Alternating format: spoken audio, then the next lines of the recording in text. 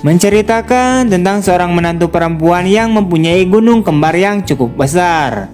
Ya dari judulnya aja udah tahu gitulah ya Wak. Tapi kalau dibandingin dengan Yujung Imah, kalah telak atuh Wak.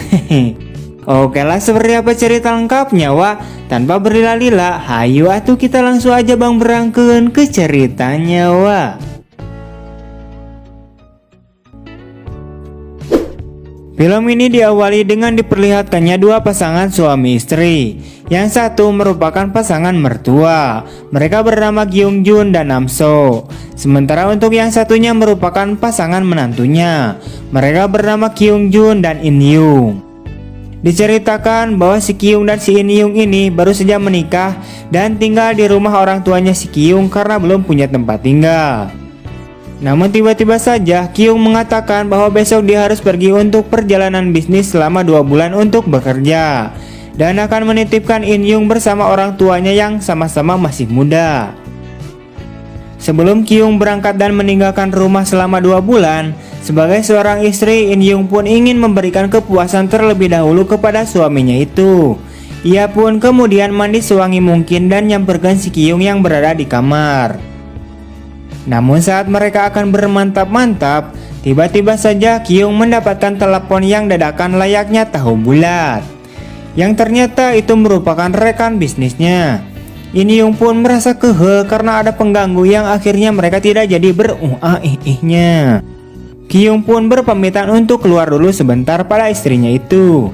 Sementara itu In Yung pun merasa kecewa karena ia dicuekin suaminya itu yang lebih mentingin bisnisnya. Namun ia juga berusaha untuk memakluminya karena suaminya itu kerja untuk membeli rumah, mobil, dan semua kebutuhan yang tersedia di alam dunia. Beberapa waktu kemudian Kyung pun terlihat sudah pulang kembali dan melihat istrinya itu yang masih melek sedang menunggunya. Kyung pun kemudian menyuruh istrinya itu untuk tidur duluan. Akan tetapi In Yung meminta agar mereka bobo bareng sambil berpelukan dan sesonoan terlebih dahulu sebelum Kyung pergi dari rumah untuk perjalanan bisnisnya. Keesokan harinya In Yung pun menjalani hidup di rumah mertuanya tanpa kehadiran suaminya itu. Ia pun membersihkan rumah dan mengelap meja dengan lekukan tubuh indahnya di hadapan bapak mertuanya. Tak lama ibu mertuanya pun kemudian datang dan langsung berkata agar In Yung diam saja dan biar ibu saja yang membersihkannya. Namso pun lalu menyuruh si In Yung untuk segera sarapan saja. Melihat bahwa posisi In Yung telah digantikan oleh istrinya, Kyung pun terlihat sangat sepertinya kehel dan merasa kecewa. Namso pun menyadari sikap suaminya itu. Ia pun lalu duduk dan mulai berbicara dengan suaminya, di mana ia memuji menantunya itu yang rajin sekali beres-beres rumah dan Kyung pun juga mengiyakannya. Beralih ke scene yang lain, terlihat In Yung yang merasa bete, bosan, kesal berada di rumah tanpa hiburan. Ia pun kemudian nyamperkan ibu mertuanya untuk izin dulu bahwa ia ingin keluar jalan-jalan sebentar. Namso pun kemudian memperbolehkannya asalkan tidak pulang malam. Scene kemudian terus berlanjut memperlihatkannya Namso dan si Kyung yang sedang berada di kamarnya. Di sini Namso menanyakan kenapa Kyung menjadi sangat cuek sejak In Yung tinggal bersama dengan mereka. Dengan jurus cap kodoknya, Kyung pun meyakinkan bahwa si Namso lah satu-satunya wanita yang ia cintai. Tak lama setelah itu, mereka pun kemudian Saat mereka sedang di sisi lain terlihat In Yung yang sudah pulang ke rumahnya. Saat dia melewati kamar mertuanya itu, tiba-tiba saja ia mendengar suara pemersatu bangsat yang berasal dari ibu mertuanya dan bapak mertuanya. Karena penasaran, In Yung pun kemudian mengintip dari sela pintu yang kebetulan tidak dikunci.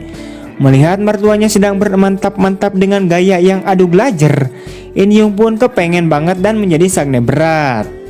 Ia pun segera pergi ke kamarnya dan memutuskan untuk merogoh surabi tutungnya atau menusuk-nusuk lubang miliknya sendiri dengan jarinya atau secara mandiri. Namun ternyata perbuatan si In Yung ini tak sengaja keciduk oleh si Kyung. Kyung pun marah karena perbuatan si In Yung ini merupakan wujud tidak menghargai suaminya. Sementara itu In Yung pun hanya diam saja dan kebingungan untuk berkata apa. Gyung pun kemudian meminta alasan si In Yung mengapa ia melakukan colok-mencolok sendirian atau mandiri. In Yung pun akhirnya jujur bahwa ia baru saja mengintip mertuanya itu bercocok tanam. Dan kemudian ia merasa kepengen karena ia belum terpuaskan sebelum suaminya pergi dalam perjalanan bisnisnya. Gyung pun kemudian berdiri di hadapan In Yung dengan niat ingin memarahinya lagi. Tapi tak disangka si In Yung ini malah memeluk bapak mertuanya itu. Karena hal itulah emosi si Gyung pun menjadi luluh seketika. Dan pada akhirnya Gyung pun dengan menantunya itu sampai lemes. Singkat cerita, terlihat si Gyung yang sedang duduk di antara In Yung dan Namsu. Di sini mereka sambil berbincang-bincang bersama. Yang ternyata mereka berkumpul ini untuk menunggu kepulangan si Gyung. Tak lama kemudian Gyung pun akhirnya pulang dan ia berniat untuk membawa pergi si In Yung dari rumah orang tuanya itu untuk bertujuan menempuh kehidupannya berdua. Namun sayangnya Gyung pun tidak tahu bahwa si In Yung telah diservis oleh ayahnya itu. Setelah itu kemudian film pun tamat.